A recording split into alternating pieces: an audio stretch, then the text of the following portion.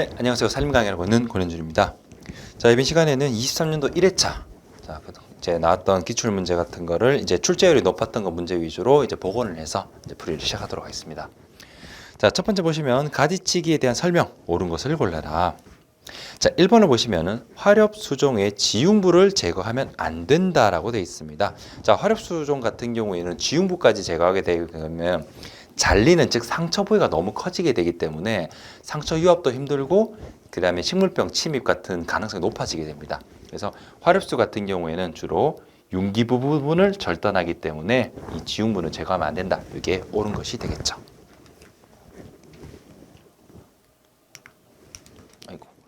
자, 두 번째 같은 경우에는 풀베기 작업을 2번 하고자 할 때 첫 번째 작업 시기로 가장 적당한 것을 물었습니다. 자, 언제가 좋으냐? 자, 풀베기 같은 경우 보통 6월에서 8월쯤 실시하는데 조금 빠를 경우에는 5월도 가능은 해요. 근데 시험에서 보니까 가장 근접된 시기를 보면은 그래도 5월에서 7월인 3번이 답이 되겠습니다. 그리고 이제 4번 이제 문의 주시는 경우도 있던데 4번 같은 경우에는 9월 이후에는 가지치기는 보통 실시하지 않습니다. 그래서 9월이 들어가 있는 4번 같은 경우는 그래서 답이 안 되는 거고요. 3번이 가장 근접된 답이라고 보시면 돼요. 자, 그래서 풀베기 작업 같은 경우에는 시기에 대한 문제로 출제율도 높고 간혹 가다가 잣나무나 소나무는 보통 몇 회 하는지 횟수 묻는 문제도 진짜 가끔씩 나오거든요. 그래서 지금까지 나왔던 내용을 다시 한 번 더 좀 정리를 해봤는 건데 이것도 조금 그냥 가볍게 한 번 더 보시고 참고 정도만 해주시면 되겠습니다. 자, 그 다음 체내에서 이동이 용이하여 성숙잎에서 먼저 결핍증이 나타나는데 잎에 검은 반점과 황화 현상이 나타나고 결핍 시 뿌리 썩은 병에 잘 걸리는 무기영양소는, 자, 여기서 포인트만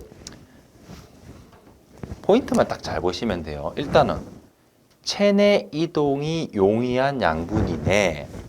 자, 그리고 잎에서 결핍 증상 나타나고 황화 현상, 뭐 반점, 이런 것도 있구나. 뿌리 썩은 병, 이런 거 결정적인 것 되겠죠.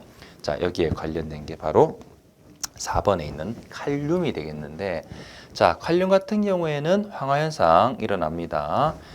암록색으로 변하기도 하고 신장도 나쁜데 결정적인 거, 칼륨이 부족하게 되면 뿌리 썩은 병이 일어나기 쉬워집니다. 다른 것들 같은 경우에는 잘 안 일어나, 다른 멘트가 없는데 이런 포인트만 잘 잡아두셔도 필기 때는 어쨌거나 고르면 되잖아요.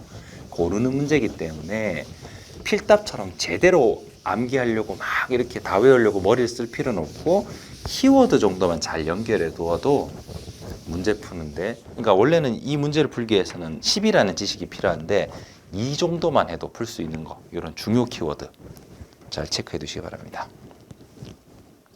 그리고 칼륨 같은 경우에는 또 그리고 마찬가지 질소나 마그네슘과 같이 또 체내에서 이동이 용이한 원소 중 하나라고 보시면 돼요. 자, 그 다음 파종상에서 1년 이식상 한 번 이사해서 2년 또 그 뒤 한 번 더 이식한 또 이사를 한 번 더 했어요. 실생면 어떻게 표시하느냐? 자, 파종상에서 1년 보내고요. 이사 한 번 해서 2년 보내고 또 이사 한 번 해서 1년을 보냈다라는 개념. 네, 그래서 3번이 답이 되겠습니다. 저 실생면 표시하는 거 가끔씩 시험 나옵니다. 잊을만 하면은 나오니까 그렇게 어려운 것도 아니고 기본적인 내용이에요. 이거는 꼭 놓치시면 안 됩니다. 이런 거는. 자, 종자를 건조한 상태를 저장하여도 발화력이 크게 손상되지 않는 수종으로만 올바르게 나열한 것은, 건조해도 괜찮다. 자, 건조 저장법이라는 게 있어요. 그런데 이 건조 저장법도 온도에 따라서 상온 저장과 저온 저장으로 분류가 되는데, 이 상온 저장은 건조한 상태에서도 상온에서 저장이 이렇게 용이하고요. 저온 저장은 보통 뭐 진공 상태다, 밀봉한다, 이런 여러 가지 좀 작업이 들어갑니다. 자, 어쨌거나 이런 저장법 기준으로 봤을 때 건조한 상태에서도 잘 저장되는 거, 이게 바로 누구? 아래쪽 해설에도 있지만 소나무, 편백, 삼나무, 향나무, 단풍나무 같은 것들이 건조한 상태에서도 충분히 발화력을 가진다. 그래서 건조 저장법으로 많이 저장하게 된다라는 거죠. 자, 그래서 관련된 거 2번이 되겠습니다. 자, 그 다음에는 속가배기 간벌 작업에 대한 설명. 옳은 것을 골라라. 자, 2번 보시면 최종 생산된 목재의 형질이 개선된다. 간벌 같은 경우 중간 간벌을 통해서 충분한 밀도 조절을 하게 되고 그만큼 양질의 나무들이 잘 자랄 수 있는 환경이 조성된다라고 보시면 돼요. 나무들이 너무 밀도가 높아서 다닥다닥 붙어 있으면 서로 막 좁은 공간에 자라니까 스트레스를 받아서 충분히 잘 자라지 못하는 경우가 많습니다. 자, 그래서 간벌 같은 경우에는 중간중간 나무들을 벌목함으로써 충분한 공간을 마련했기 때문에 직경 생산을 촉진하는 특징을 가지고 있고 직경이 생장증만큼 그만큼 제적도 증가한다라고 할 수 있겠죠.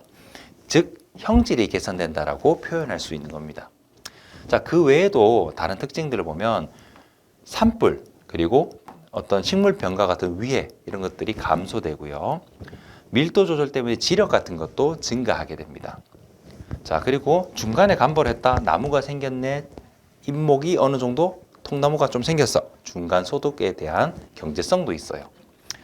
자, 그리고 숲의 가장자리인 이면부에 대한 보호 및 관리까지도 어느 정도 효과가 있다. 뭐 이건 좀 부가적인 내용이니까 사실 중요한 건 얘들이에요. 요 4개 정도가 시험에서 많이 다루는 내용입니다. 자, 그 다음 같은 경우 종자의 크기가 가장 작은 수종, 즉 소립종자 뭐 이런 느낌으로 물은 건데요.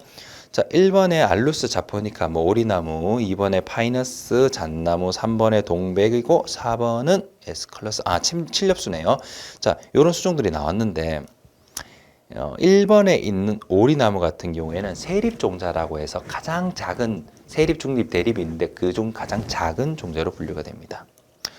좀 참고로 말씀드리면 최근 기출 경향을 쭉 보면은 이게 세립종자 문제 관련해서 가장 작은 종자로 오리나무가 조금은 은행식으로 출제가 되는 편이에요.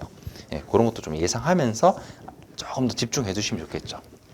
그러니까 오리나무가 자주 나오니까 얘를 일단 먼저 확실히 외우고 다른 세립종자 같이 가면 좋겠죠.